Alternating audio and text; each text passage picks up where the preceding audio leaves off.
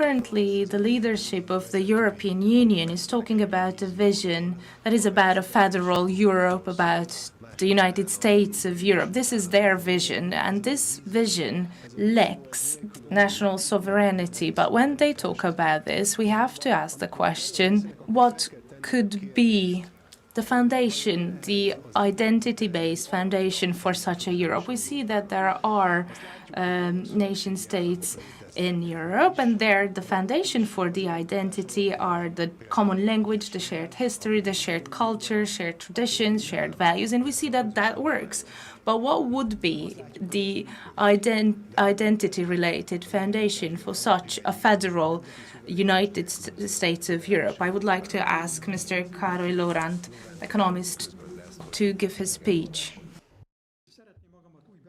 I would like to introduce myself. I am the main organizer of this video conference today. But when I look around in this room, I have to be more modest. I have to say I'm one of the main organizers, but you certainly received letters from me, emails from me on organizing this conference. And obviously in the future we will stay in touch as well. I will talk about this later on.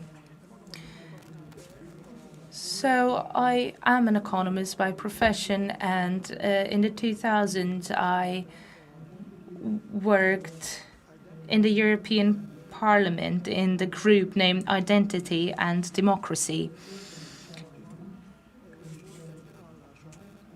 And my main activity there was to step up against a centralized European Union and to find alternatives. And the leader of this group was Jan Petters Blonde, a Danish representative. The group, by the way, still exists.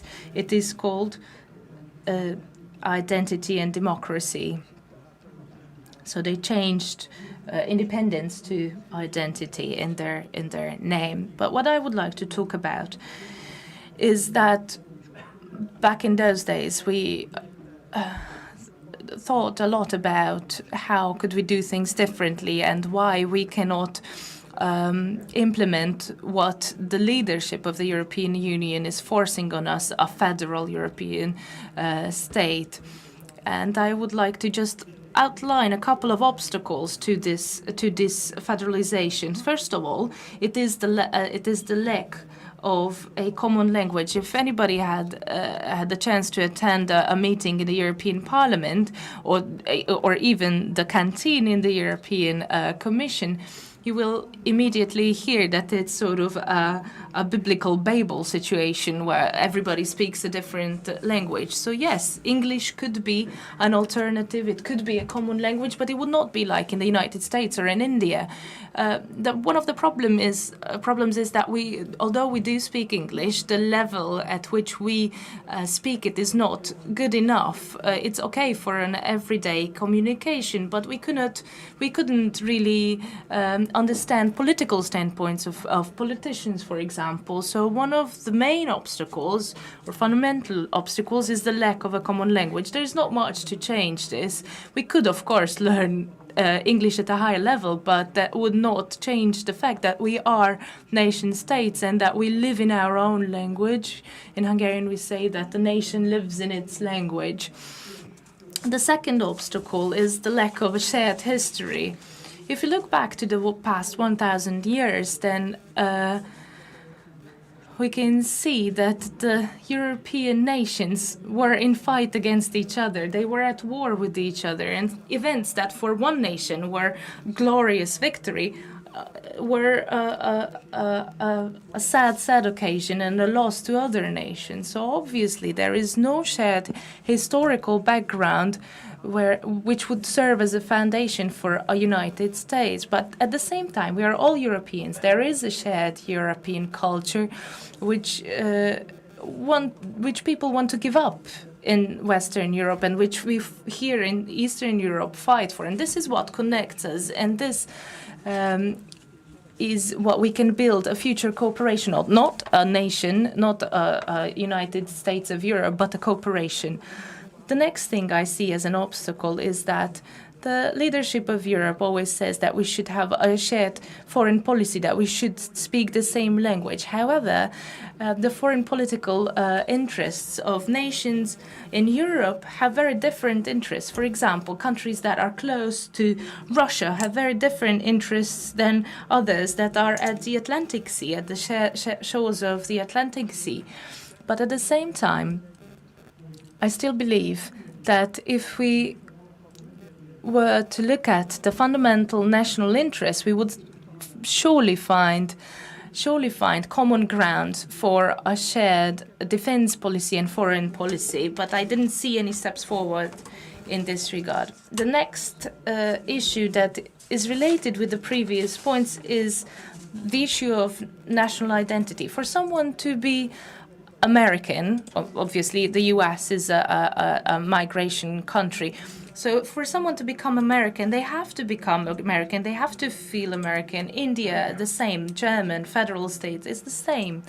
We cannot say this, however, about Europe. There was a survey conducted by Eurobarometer in Europe, and they looked at what is the foundation of a European identity. And what came out of it is that 80% of the Europeans say that they are primarily a member of their own nation, and only 20% who first say that they are European.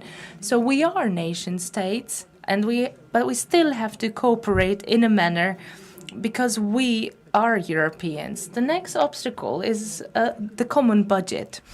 A federal state that people want to turn the European Union into, well, a federal state should have a common budget of 15 to 20% of the GDP. Currently, this only amounts to 1% in European Union. So there was another survey that looked at how willing how much people were willing to give up from their GDPs for the common budget, and the outcome was 2 to 3%. And now, if that's the case, then that is our foundation. This is where we have to start off from, and that will, of course, have consequences. For example, that the inner trade of the European Union has to be equalized, somehow balanced. For example, having introduced the euro without having looked at the necessary requirements should not have happened, and this is something we have to step up against. There was actually 3 reports being done in the 70s.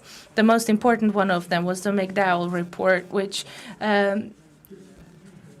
looked at the issue of the budget, how much we would have to pay into the common budget to have an equilibrium within the European Union. And according to this report, it should be 7 to 8%, but we do not have the necessary requirements for that.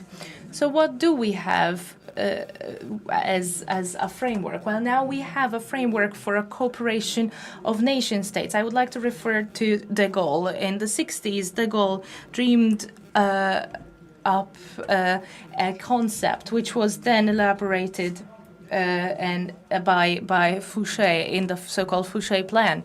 And I believe that our movement and the task of our movement would be to better elaborate these de Gaulle ideas, the economic background, the legal framework, the foreign policy related framework. None of this was elaborated by Fouché back then, because it's quite a draft of a plan. But I think this is our plan for the coming years. This is our task for the coming years. And I think we could bring together supporters much more than we have now. And finally, I would like to say that we would like to make a publishment on our ideas and our speeches and reports. And I would like to urge you all later on to give us your thoughts in 15 to 20 pages so that we can sum it up in one publishment. Thank you very much.